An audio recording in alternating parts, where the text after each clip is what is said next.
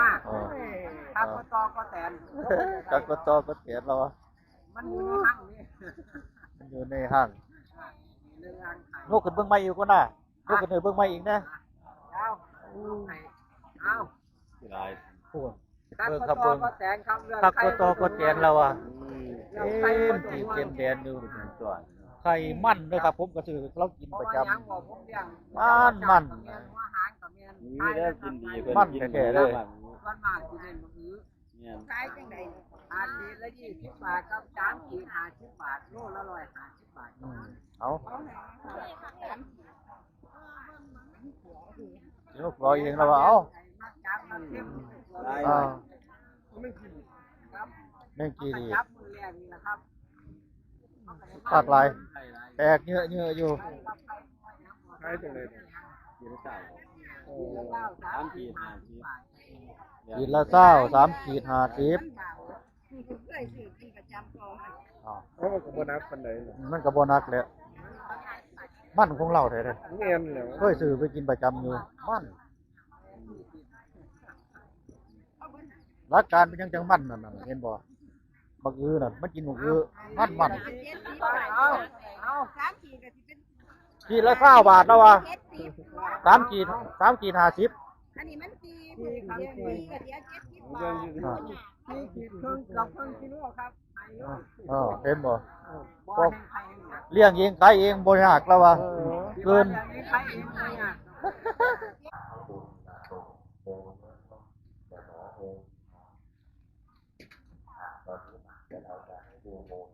เอาขาดสิทุกข์มันบ่หอมมี ขาดสิดีมันบ่หอมใดครับ ขาดสิได้มันก็บ่หอมหนี้ครับพี่น้องก็เป็นการยินดีต้อนรับเข้าสู่บรรยากาศครับ ตลาดนัดบ้านพุทธสมบูรณ์คือเก่าครับพามันยางเบิ่งตลาดวันอาทิตย์ครับ ตลาดนัดวันอาทิตย์พามันยางเบิ่งของซื้อของขายแบบบ้านๆเฮาคือเก่าครับมักบวบมีเทิงหมากมีเทิงยอดบักนัดหัวปีมะเขียผักหนามจีกระบองมีแต้มจริงก็มีเด้อครับหมากอินทผลัมหมากกล้วยนอกล้วยแหนงกล้วยต้มหน่อใหม่แล้วหน่อใหม่หน่อใหญ่ๆ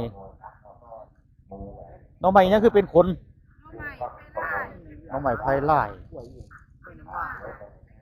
กล้วยน้ำว้าหน่อใหม่ไผ่ลายแล้ววะเอ้าผักบุ้งกล้วยดิบกล้วยสุกมีเบิดมะแขงมะเขียพริก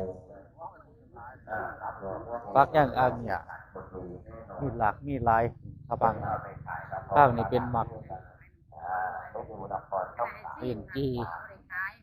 ให้ซีมแล้ววะเราปาดให้ซีม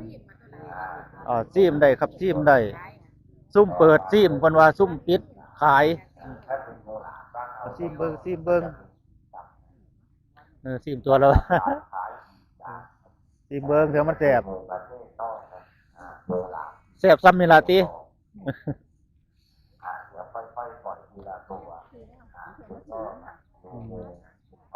มักนัดเราหน่อยงามๆแล้วบรรจุห่อแบบสวยงามคือกันเด้อครับของหวานข้าวนี่ของหวาน10 บาทแล้วว่าของเป็นตาแซ่บของเราอยู่หวานมันเอาเดี๋ยวให้ย่างซะก่อนเดี๋ยวสิแว่มาดอกข้าวนี่เต้นลงเดนอยู่ปุ๊บมื้อบ่อยากกินยามใดก็ได้กินซุมื้อนี้ แม่นมาเดี๋ยวฝนตกเอาของดูของกินเอายางมาทางนี่ครับพายางมาทางพี่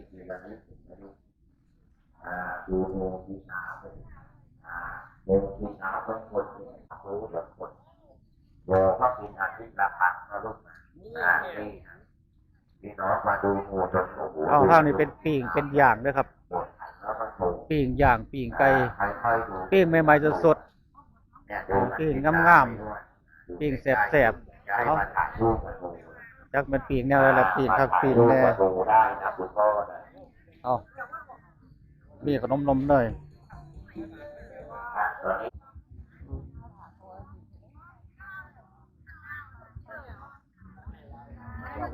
เฮ็ดเพา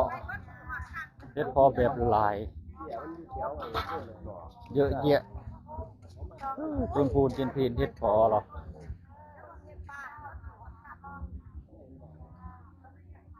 พักย่างอ่างหยาเอาพริกมะเขือบักม่วงแผ่นบักม่วงบ่แผ่นมีเบิดโอ้สิ่งทุกอย่างหอมแดงงามหอมแดงแบบงามๆ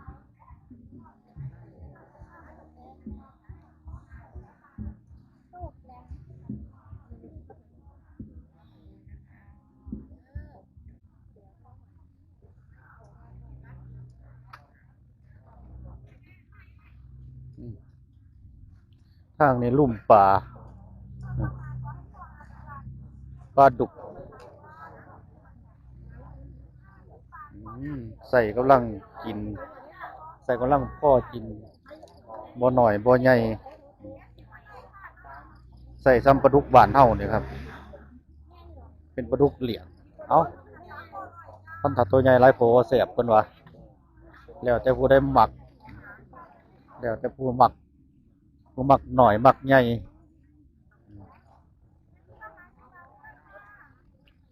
เอ้าลูกค้ากำลังมาคนกำลังหลายบรรยากาศเริ่มสวยๆใสๆเข้ามาจักหน่อยหนึ่งเริ่มจะมีคนมาใส่กรอกแล้วใส่กรอก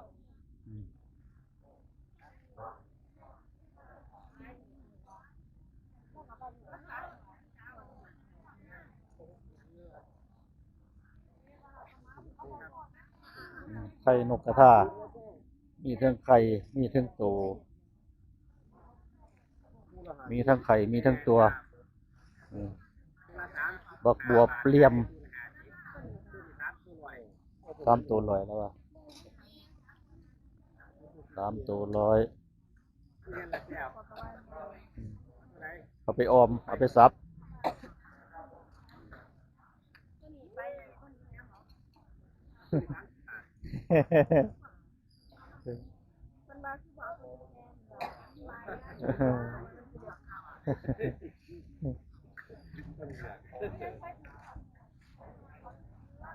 อ๋อ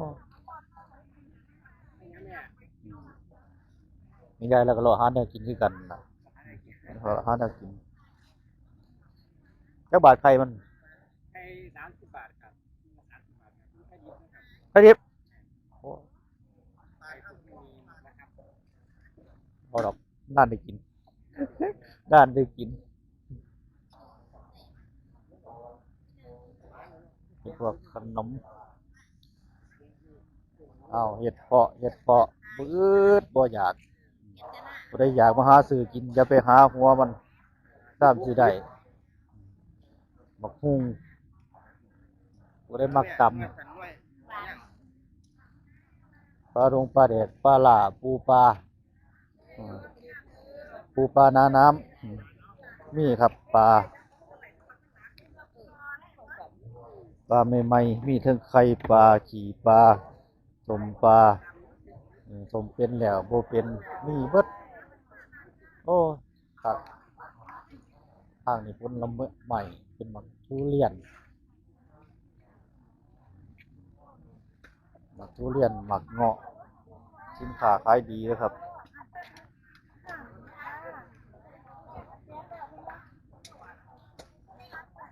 เบิ่งกองเห็ดจนพูนนู่น5 โล100โอ้จัดไปครับขายถือสนุกกิน100ไผ่หนักถือหนัก5 โล100ซิมได้อีกต่างหาก ซิมได้อีกต่างหากจัดไปช่วงนี้ขายถึงดีนะครับเงาะเป็นเงาะเป็นพวกผลไม้มีแต่แนวถูกมีแต่ของถูกเอาถูกก็ดีไปด้านหนึ่งครับ น้ำมัน ท่านว่าถูกก็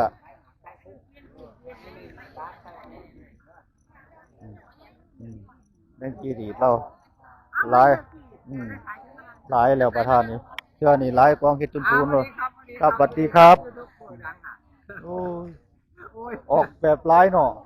เชื่อนี่หลายเด้อครับ เขาก็ออกครับเขาก็ออก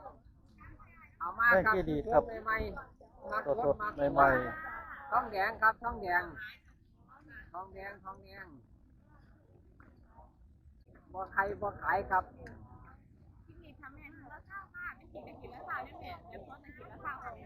ท้องแดงแล้วว่าแม่นความเราอยู่เนาะโตดำนี่หายากเนาะ ตัวดำมันต้านทานโรคบ่ค่อยได้ครับ แต่ว่าก็มีอยู่บ่หลาย นี่ครับแต่ว่ามันลูกครึ่งคล้ายๆว่าไทยก็เข้ามา ลูกครึ่งแล้วอ่ะ ลูกครึ่ง ลูกครึ่ง อันนี้ เอ้า เป็นการฆ่าตัวโรค บ่อึดบ่อยากเลยครับ สนุกกินแม่งกี่ดีดแม่งกี่ได้บ้านเฮานะครับแต่เลี้ยงได้แบบหลายคนขัวแล้วขัวแล้วก็มีสดก็ยังแล้วว่าเอ้า ฝากเก็บที่คนนี้เด้อ ให้เราขายดีๆผู้ใดไกลไปไกลมาก็มาอุดหนุนแล้วครับ เราก็มาประจำอยู่ดอกตลาดนัดนี่ครับตลาดนัดวันอาทิตย์อำเภอศรีเมืองใหม่บ้าน 3 เดือนมา2เทื่อเพื่อฟักเพื่อพวกเพื่อใครเอามาครับมาครับก็ตอก็แตน กักตอก็เสียเราอะ มันอยู่ในห้างนี่ มันอยู่ในห้าง เรื่องห้างขาย ลูกขึ้นเบื้องไม้อีกก็น่ะลูกขึ้นเบื้องไม้อีกนะ เอาเอา หลาย พูด ครับ เบิ่ง ก็ ครับ ตอ เบิ่ง ก็แตนครับเรื่อง กัก ใคร ตอก็เสียเราอะ เรื่อง เต็ ใคร ม บ่ ที่ ต้องห่ว เต็ ง มแดนอยู่ ส่วน ไข่มันด้วยครับผมก็ซื้อเรากิน เพ ประ ราะ จ ว่าหยังบอกผมเลี้ยง มัน กับเมียนหัวหางกับเมียน มีได้กินดีเพิ่น มัน กิน แท้ๆเลย ส่วนมากสิเล่นบ่อื้อ เนี่ย ขายจังได๋ อาทิตย์ละ20 บาทครับ3ขีด50 บาทโลละ150 บาท เอา เอาให้ ลูกรอเองแล้วว่าเอา มาจับมาเต็ม หลาย อ่า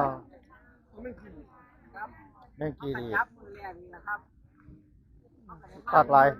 แตกเยอะอยู่ ใครจังเลยกินเช้า3 ขีด 5 ขีด ขีดละเศร้า3 ขีด 50 เคยซื้อกินประจำก่อน อ่า เพราะว่าก็บ่นับปานใด มันก็บ่นักแหล้วมันของเราแท้ เงียนแล้ว ๆเคยซื้อไปกินประจำอยู่มันหลักการเป็นจังมันนั่นน่ะเห็นบ่บักอื้อนั่นมันกินบักอื้อมัน เอาเอา 3ขีดก็สิเป็น ขีดละ20 บาทแล้วว่ะ 70 3 ขีด 3 ขีด 50 อันนี้มัน4เดือนก็เดี๋ยว70 บาท อ่า ที่ขีดครึ่งกับครึ่งกิโลครับอายุ เห็นบ่ บ่ให้ใครเห็นนะ เลี้ยงเองขายเองบ่ยากแล้วว่ะเกิน อย่างนี้ใครเองเลยอ่ะ70 บาทคนละ3ขีดอาหาร4ขีดหลายแล้วแถม โอ้ ใครแห้งหนัก แม่น แม่น ครับแห้งมัน แห่งไข่แห่งนักแห่งมันแล้วว่ะ เพราะว่าหยังบ่ถ้าจักเกียถ้าบุกกรรมมันบ่แน่แม่น โอ้เนาะ จับบ่ห้องน่ะสิบ่จับ โอ้เนาะแล้วว่ะ แม่นครับบาดนี้สุดใหญ่นี่คือช่วงคอนแก่น อืม ประมาณ170 80ลูก โอ้ คอนแก่นมีชุดน้อยหาก่อนอยู่นี่ขายในบ้านเฮา อืม ขายเฮ็ดผู้เดียวเนี่ยมันบ่ไหว แม่นอยู่ดอก เพราะว่าเฮาต้องการขายตัวสดเอามาครับมา เอามาเบิ่งครับมาเบิ่งแม่งกิริต มาชมครับมาชมไม่เห็นกิริตอยู่ในห้างบ่ ร้านเราเปิดให้เบิ่งยกให้ ธร เบิ่ง รมดาเด้ เป็นผัวอยู่เป็นดาวอันซอนเป็นอันซอนใหญ่แล้วว่าเป็นอันซอน ใหญ่คนเลี้ยงตัวสีแดงตัวสีดำ อืม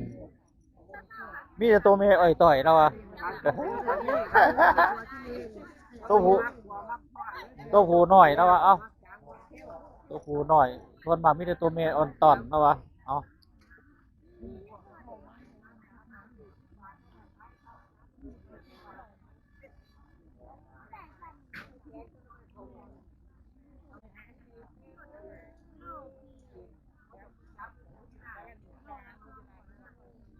เอา ทางนี้มีหอดปลาเออมีหอดปลาหนังเลยครับปลาแสบเทิงปลาเทิงกุ้งเทิงปลาเทิงกุ้งใหม่ๆสดๆบ่ได้มักก่อย กุ้งก็เต็มต้องเลยน้อง แม่นเต้นดงเดงไตง่วมพุ่นน่ะโอ้ยคักหลายครับมีแต่แนวงามๆบื้อแนวอยู่แนวกินครับอยู่ตลาดถ้ามาตลาดบื้อแนวกินหมดทางเป็นพวกไอ้ทุเรียนเงาะมังคุดผลไม้ขายดิบขายดีทางนึงขายดิบขายดีทางนี้ก็ขายดิบขายดีคือกันเราบ่ได้ดังไฟ ยุบอย่างเดียวบ่ได้ดังไฟบ่ได้ปิ้งพอสิขายสุกอันนี้เขาเอิ้นว่าขายดิบขายดิบขายดีเนาะว่าบรรยากาศตลาดนัด